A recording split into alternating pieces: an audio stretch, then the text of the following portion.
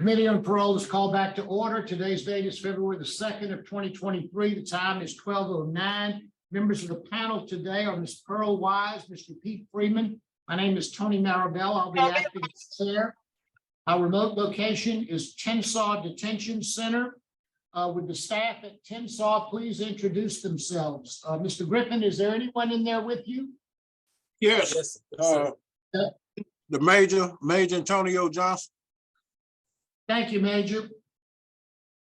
Good morning, how y'all doing? Good afternoon, man. We're doing very good. Thank you. Our next case is going to be Mr. Jarius Jamal Griffin. Mr. Griffin, would you please give me your full name and DOC number? Jarius Jamal Griffin, 468-273, sir. Thank you very much, sir, Mr. Griffin. Mr. Griffin, let me explain our process to you. First, I'm going to read some information into the record. Then we're going to conduct a parole interview with you. Yes, sir. At the end of that interview, you'll have an opportunity to say whatever you'd like to say to the board if you wish to say anything, and then we'll vote. You understand our procedure? Yes, sir. This is the matter of Jarius Griffin, DOC number 468-273, date of birth June 21st of 1985. He's classified as a fourth felony offender. He has a parole eligibility date of December the 20th of 2022, an adjusted good time date of July 13, 2024, and a full term date of December the 20th of 2037. He is currently serving a 20-year sentence on the charges of, excuse me, possession with intent to distribute cocaine, distribution of cocaine, possession with intent to distribute cocaine, possession with intent to distribute heroin, and distribution of methamphetamines. He was revoked on several of those charges and sentenced on July 13th of 2018. Mr. Griffin, is this information basically correct? Yes, sir, except my birthday is October 21st, 1985. Let me say, I must have, what's your birthday? October Okay, 10th. your master record has June, but it's actually October. Yes, sir. They have it on my rap sheet too. They have Rap- June. Rap sheet has June as well. Yes, sir. Okay. We'll note, Department of Corrections can see if they can correct that. Mr. Griffin, your case has been assigned to me, so I'll begin our interview process. How old are you, Mr. Griffin? 37 years old, sir. And how long have you been in prison on these charges? 5 years and 3 months.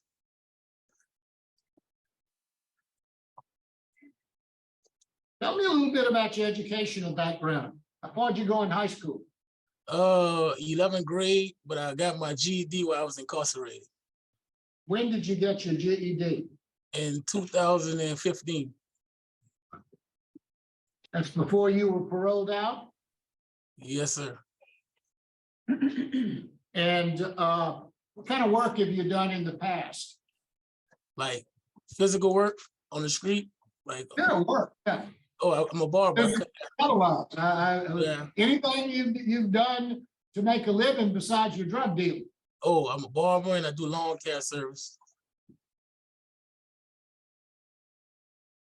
And did you ever work as a barber?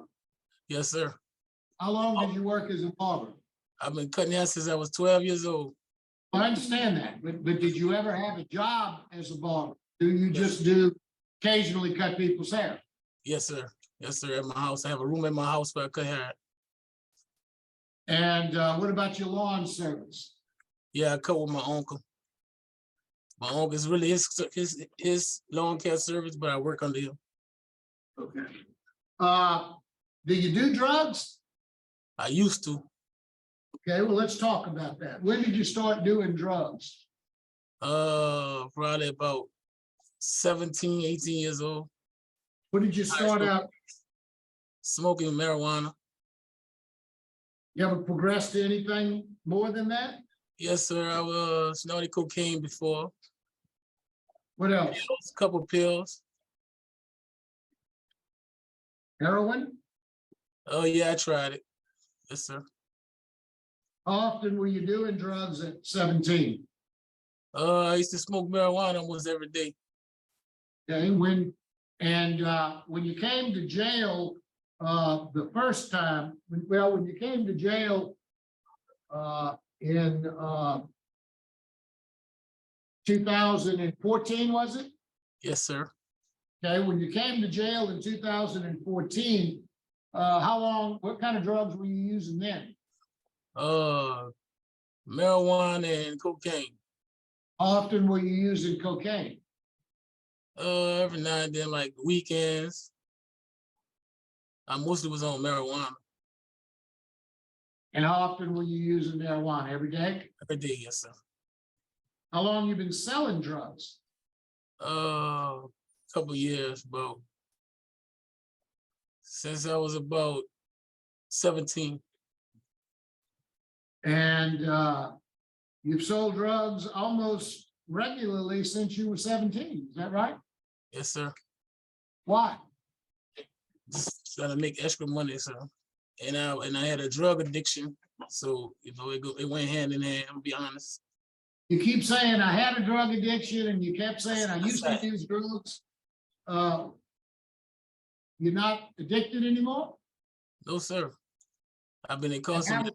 how did that happen? What kind of magic pill did you take that got you cured of addiction? Now I've been taking programs. I took a couple of classes, risk management 1 and 2. I took that last year, and that helped me a little bit. Okay, well, when you got out in, when did you get out? 2017? 16. 16. That's You had already taken a lot of drug programs then, but you went right back to doing drugs. Yes, sir. Why? I guess the lifestyle I live. So how come all of a sudden Louisiana risk management was a magic bullet that made you cured of being an addict? Because I've been in jail 5 years, sir. Well, how long were you in jail before that? How long have you been in jail? Let's talk about your arrest. You've been arrested 15 times. You have 10 felony convictions and 2 misdemeanor convictions. How long have you served in prison altogether? About 10 years. About 10 years, okay? So you've been in prison, say you've been in prison 5 years. You were in prison at least 5 years before that. Yes, So sir. why all of a sudden you're cured? I just feel I'm ready. Feel ready for what? I'm ready to re-enter society and prove to myself and to society that I could be a positive, productive member of society. Okay, Since well, I've been those here, words sound nice, but what are you going to do to stay off of drugs? change the people and the places I'm around, What else? and change the way I think, and where I hang out at, my friends, change everything about that, and focus on my barber career and try to get me a barber shop, and open me a successful barbershop business. Well, let me ask you something. Didn't you learn that in Living in Balance 1 and 2? Somewhat, yes. Didn't you learn that in Celebrate Recovery? Yes, sir. Didn't you learn that in Problem Solving? Yes, sir. Didn't you learn that in Goal Setting, Yes, sir. Anger Management, Gauge Your Age? Yes, sir. I took that on this.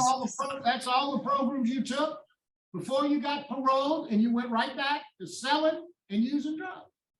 Yes, sir. So why is this going to be different? What was so magic about Louisiana risk factors? I'm older and wiser now. I'm 37 years old. Back then, I was in my 20s. I don't think so. You've been in jail for 5 years, and 37, you were 32 when you did this. Yes, sir. So you weren't in your 20s then. You might have been in your 20s earlier than that. Yeah, I'm talking about my prior incarceration time. Tell me what you've learned while you've been in prison. What was so good about Louisiana risk management that it's this magic bullet that you're cured now? It helped me learn a lot about myself. What did you learn about yourself? that I be easy to influence and I manipulate. I used to be a manipulator and manipulate situations to get what I want, to get drugs and to manipulate the people to help me get drugs and sell drugs and help me, I really, this time when I took the class, I really paid attention. The last time, to be honest, I wasn't paying attention. So I just try to get the good time. And So you pay attention now because you've been in prison for 5 years and you're looking at serving what, a 20-year sentence? yes, sir. So that 20-year sentence is what kind of got your attention and now you're cured. Yes, sir, most definitely. That's the longest time I ever did. And I lost a lot of people since I've been in here, and I'm the only child, and I'm tired of putting my family through this back and forth, have to send me money, take care of me. I'm supposed to be taking care of them. Let me ask you this. What effect do you think your drug dealing has had on the people you've been selling drugs to? Almost the same effect it have on me. What does that mean? Bad situation all the way around the board, sir. Now, you were distributing heroin? Yes, sir.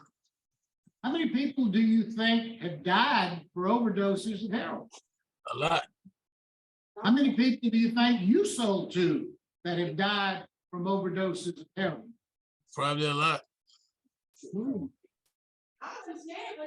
That never bothered you before? No, not really, because I used to do it too. So, when you doing it too, you're not gonna look at it that way. Whenever you have a drug addiction and other people have a drug addiction that you're selling it to, you're not gonna look at it like a sober-minded person to look at it. Now, tell me what, if you were to be released early, tell me what steps you're gonna take. Tell me what you're gonna do. What's the first thing you're gonna do to stay sober? And you told me you change your people places, hang with good people. You told me all of those things. What else you gonna do? Oh man, I think I just put all my time, all of my energy doing positive things, working on my barbershop, to be honest. But that's the Didn't only you do thing. all those things before? Huh? Excuse Didn't me? you do all of those things before? Not wholeheartedly and full focus with it. So you think it's just a matter of focus? Focus and a positive mindset. Think drugs are a choice? Excuse You me? can make a choice. Drugs are a choice. You think you can just have willpower and quit doing drugs? Yes, sir. Okay, and that's your plan, basically. Stay away from some of your old friends and have strong willpower and go back to barbering and stuff. And change my mindset, yes, sir. Change your mindset. It all starts with me, How decisions change and choices I make.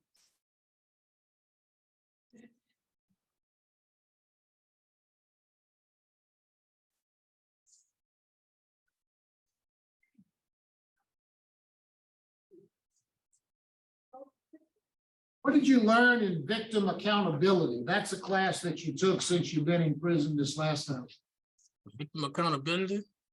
You talking about in the risk management phase 1 and 2?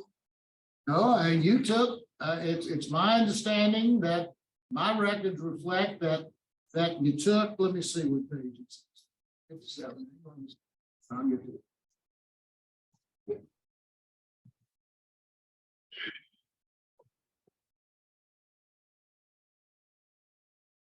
You took on November the 16th of 2021, you completed victim accountability letter training. Don't remember doing that? No, sir. I took Apparently that's not a very good program. Nobody seems to remember it. Okay, all right. the only class I took That's since all the I've been questions here. I have. That's all the questions I have. I have, Okay, go ahead. Jarius, when I was looking at your record, you were in work release for 1 day. What happened in Livingston? Oh, they forgot to send my blood pressure and my fluid medication. So they sent me back to the jail I was at River Bend. Then they never did send you back. Never sent me back. They sent me to a different one like a week later. So what work release program you in? I was in West Feliciana. in San Francisville, Louisiana. San Francisco, Oh, West Feliciana Parish in San Francisville, Louisiana. well, I see that now. What happened there? I stayed there like 7, 8 months. And I had caught a contraband charge. Do you remember when the contraband, when was that one? That was in 2021. Yeah. September. Yeah, you got there March 18th of 21, then in September you got because of a contraband. Yes, What sir. was the contraband? It was some synthetic marijuana and some cocaine. And A bundle of drugs, right? It was a bundle of, yes, sir. Yes, ma'am. so you was back to your old trade. No, ma'am. It was in a bag that was on the van, and I brought the bag back to the jail and got caught with it. It was a Mhm. lunch bag that was on the van. But you realize though, you know, for me on the Yeah, I know. outside looking in, I it know. looked like drug dealing. Yes, I know, ma'am. But you telling me what it looked like is not what it is. Yes, ma'am. What is it? I guess what it is, however you look at it. No, you tell me. You the one did it. What was it? I guess it was a drug deal. Mm. Mm-hmm. Well, you know, it would have been a lot easier for me if you came before me and you were still in work release. Trying to Yes, change your life would have been a lot easier for me. That's all I have. Answer my question. Yeah. I hope take care of that blood pressure. Mr. Griffin, let's continue to talk about that. Tell me where these drugs were? In the van at the jail. How did you get them? Huh? How did you get them? It was on the seat when I got off the van. I brought it back in the jail. How did you transport them back into the jail? I had it in my pants. What about April 30th of 2020, Mojo? Yes, sir. Smoking Mojo? No, sir. What were you doing with the Mojo? It was by my bed at the work place. I was at work. When they found that I wasn't even in the dorm, I was at work. No, it's in the paperwork. They brought me back took me back from I was working on the yard crew at the Quincy cutting grass. They took me back from where I was at on my lunch break and brought me to the dorm and searched the bed and had a little ball of Mojo on side the bed. Okay. Is there anything you'd like to say before we, let's see, someone there with you again? The major. Can you tell us anything about Major Johnson? Can you tell us anything about Jarius? No, he hasn't been giving me no problems. That's basically all I can say. He hasn't been failing no drug tests or anything like that. Okay, thank you. Mr. Griffin, is there anything you'd like to say before the board votes? I just want to let y'all know, I know my situation might not look like a good situation because all my prior drug situations, but I just want to prove to y'all, prove to myself that if I'm re-entered to society, that I could be positive in my community and make a change in my life, and I probably could make changes in somebody else's life. But I'm 100% sure I never come back to jail unless it's coming back to talk to the youth, you know, be a mentor or something like that. I done spent almost all my life, all my 20s and almost all my 30s in jail. All right. I've been coming to jail since I was like 23 years old. I'm tired for a change. Thank you, Mr. Griffin. I appreciate your comments. Am I ready to vote? Yes. All right. Mr. Griffin, as I look at your record,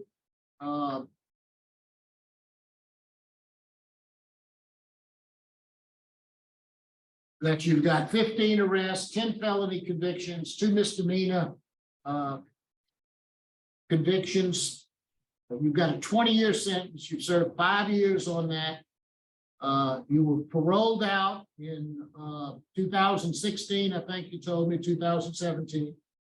Before your parole, you had taken many good programs in the Department of Corrections. You go back out, you go right back out to selling drugs and using drugs.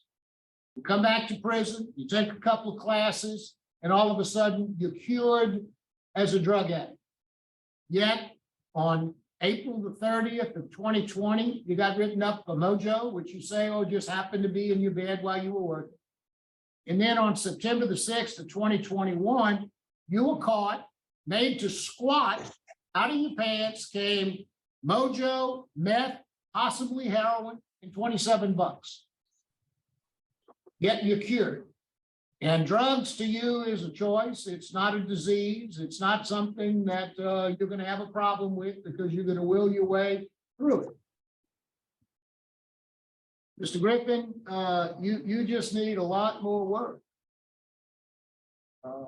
I am not convinced that you have accepted the fact that you are a drug addict, that you have accepted the fact that you are a drug dealer and the horrible effect that you have had on the community. When you can sit there with kind of a smile on your face and tell me, oh yeah, I probably killed a lot of people with my heroin sales, that really concerns me. So I think you just got a lot more work to do. So my vote today is going to be to deny your parole. Ms. Wise? Mr. Griffin, I hear what you're saying. I want to be positive in the community. I want to make a change. Start now. Start in the where you are. Be quiet now. We're voting. We're voting. Start in the community where you are. Start doing the stuff you're saying in the community where you are. Speak to the younger guys, be an example. Start that now. My vote is denied as well. Poor supervision history. You have law enforcement opposition. You have a moderate tiger. That is my vote.